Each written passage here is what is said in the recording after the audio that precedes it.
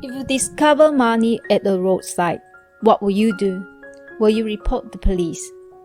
Sanko had such an experience. He had been working as a railway maintenance worker for more than 20 years. He used a wrench to tighten the roof screws daily with a $400 salary monthly. He knew that some of his colleagues had been stealing diesel for a long time. One day, as he was working on the railway, he found a banknote. He picked it up and put it in a bag. He thought he could add some side dish to his lunch today. He whistled happily, and as he walked, then he picked up another banknote. What is happening today? As he walked a few steps further, he saw banknotes scattered on the side of the railway track. He was not excited. He put his bag and poured water over his head. He then called the police. The police came to the scene and took all the money. When the Minister of Transport Public Relations Manager, Julia, learned about this, she immediately thought it would be a good opportunity to publicize the Ministry of Railways. She arranged for a reporter to interview Sanko. The reporter asked Sanko if he hesitated before calling the police. The Ministry of Transport in the media said that he was going to award Sanko for his excellent behavior. Sanko's colleagues read the news, teased him for being stupid. They deliberately threw money on the ground to test him. Sanko ignored this gossip. He went home and lived as usual. The most important thing in his mind was taking care of the little bunny at home. Sanko did not earn much. He needed to use his own money to buy a train ticket to the city to attend the presentation award. Sanko accidentally stole his pants during the meal. Julia asked his husband to drive him to the press conference. Before the press conference, Julia asked his male colleagues to lend his pen to Sanko for a few hours. Julia removed Sanko's old watch from him, as he would receive a new watch from the minister later. She said she would return after the ceremony. The Minister of Transport personally put a new watch for Sanko as an appreciation in front of the media. The intended publicity looks perfect.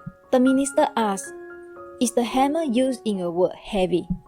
Sanko said that it's called a wrench, not a hammer. It weighs 6 kilograms. The minister wanted Sanko to ask him a few questions to make publicity look more natural. Sanko directly asked the minister when he would receive his salaries in arrears. The minister said that recently railway stations were making losses and need to wait for another 2 months. Sanko added that many people were stealing diesel from train stations. This could be one of the reasons for the loss. Did you know? The minister didn't care about this. He only hoped that the media would make him look good. He left the scenes immediately after the conference.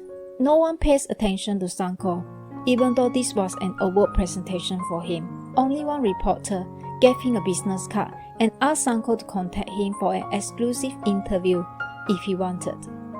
The male colleague asked for his pants, but he did not send Sanko's pants for him until late evening, and Julia did not return his watch. Sanko returned home. He found that the watch the minister gave him was not working well. It was late by 10 minutes regardless of the adjustment he made. Sanko called the Ministry of Transportation to ask for his watch. The personnel kept delaying and did not give a satisfactory reply. Sanko felt very helpless. He called Julian's husband, who picked him earlier. The husband asked his wife to apologize and return the watch. Under repeated pressure from her husband, Julia told Sanko on the phone that she would put the watch at the reception next Monday for him to pick up. A week later, Sanko took the train to the city again to collect his watch. The receptionist handed the envelope containing the watch to Sanko. Sanko opened it and found that this was not his watch, because at the back of his watch was engraved with words his father gave to him.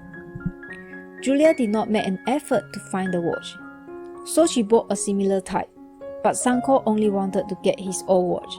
That was the only thing his father left for him, so it was of great significance. Sanko wanted to see Julia immediately. The receptionist said that without an appointment, it was impossible to go in. He could only call her. He tried many times, but no one answered. Finally, he managed to get through. But Julia insisted that was his watch. She threatens if he did not want to leave, he would be arrested by police. In desperation, Sanko had to find the TV reporter who wanted to interview him. He expressed his frustration to the reporter. The reporter prepared a script for Sanko, asking him to expose the Minister of Transportation. He told Sanko he would be famous after that. To get his watch back, Sanko went all in. He exposed the fact that Minister gave a broken watch. He pointed out that many railway workers were stealing diesel for a long time, but nobody took actions. He also revealed that he had not received his salary for 3 months. Julia saw the interview on the TV. Julia called the TV reporters. If they could not produce the correspondent evidence within a day, the reporter would be sued for defamation. She also cooperated with his police network to find a police force to force a search of Sanko's house. They produced a piece of false evidence accusing Sanko of taking the money privately and slandering the minister's reputations. After being framed, he was sent to prison. If he did not apologize to the minister in public, he would have to spend the rest of his life in prison. Thinking that there was no one to take care of his beloved bunny, Sanko finally chose to surrender. He read the letter of apology which had been prepared in advance for him to the minister. Then he was released. On the way home, his colleagues involved in diesel stealing rushed out to beat him violently. When he reached home, his bunny was already dead, since nobody taking care of it when he was locked in the prison. A few days later, Julia read a news about railway worker committed suicide. She felt guilty and quickly searched her office drawers for Sanko's old watch. She finally found it in her car. Indeed, there was a string of words behind the watch. For this watch, Sanko almost went to jail and beaten badly by his colleagues. Then somebody from the police called and informed Julia that the person who committed suicide was not Sanko. She felt relief. She took the initiative to return the watch to Sanko the next day. She knocked at the door. Sanko slowly opened the door. The colleagues had beaten him till his face was swollen and cut off his long hair. When Sanko saw Julia, he picked up his wrench, and we heard Julia scream. The husband who was in the car listened to music loudly, and he didn't hear the screaming. The movie director did not provide an ending to this movie. This honest man endured the humiliation all his life. After handing in the money that he discovered, he was used by politicians to make the ministers look good. The public relations industry benefited. The reporters got the money, but he was hurt ultimately. The only thing that can comfort Sanko was raising his little bunny, but the bunny was dead upon returning home after being released from prison.